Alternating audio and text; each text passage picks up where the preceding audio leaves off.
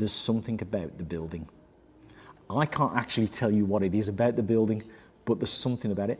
I don't know whether it is the view that's behind me. Yeah, I mean, there's times where you can come in the summer, and some days I come in at 6 o'clock in the morning. So in the summer, I can literally, there's no one out there, and it can look like a mill pond. And I would argue that you'd struggle to get a view like that in the south of France, kind of thing. But I think it's more than that. There's something about it and about the area. Yeah, as a whole, it's really difficult to describe, but it's kind of magical, and it's a feeling. And once you get it, you kind of don't want to lose it. And that's a really rubbish answer, because it is, but it's what it is.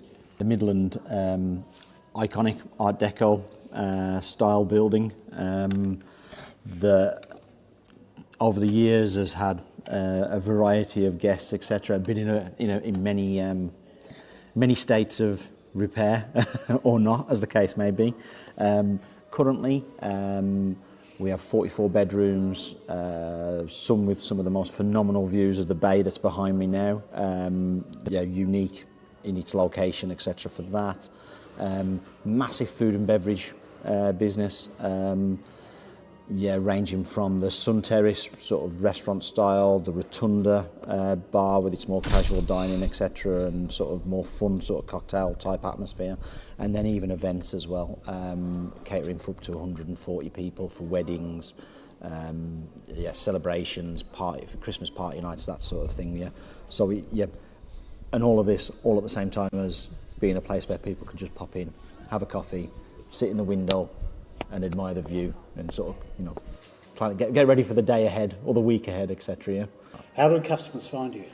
It's a variety. We have a very loyal return base of guests.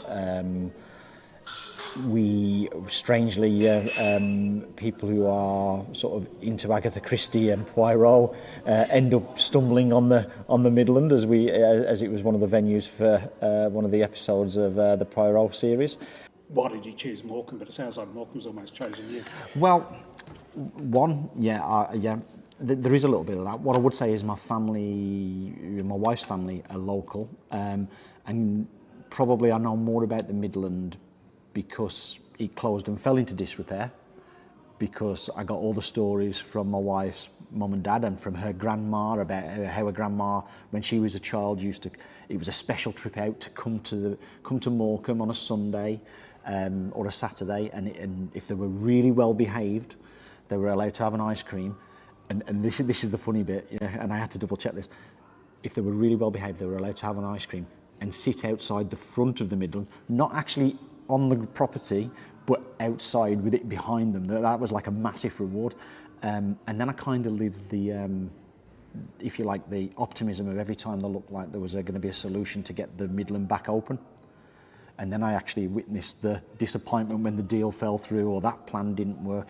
So kind of, by the time it had been reopened, I'd kind of gone through that whole journey with people who were invested in it. Worked in the lakes, I've worked in other places in the northwest, and you always get different people. I've worked at buildings that are much older than the Midland, sort of 17th century type places, etc.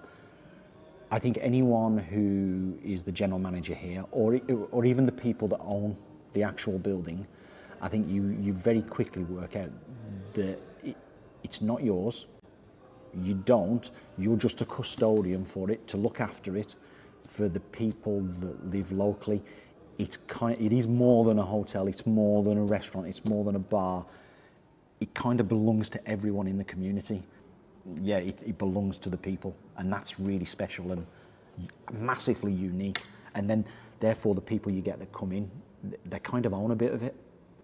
It's really unique to see.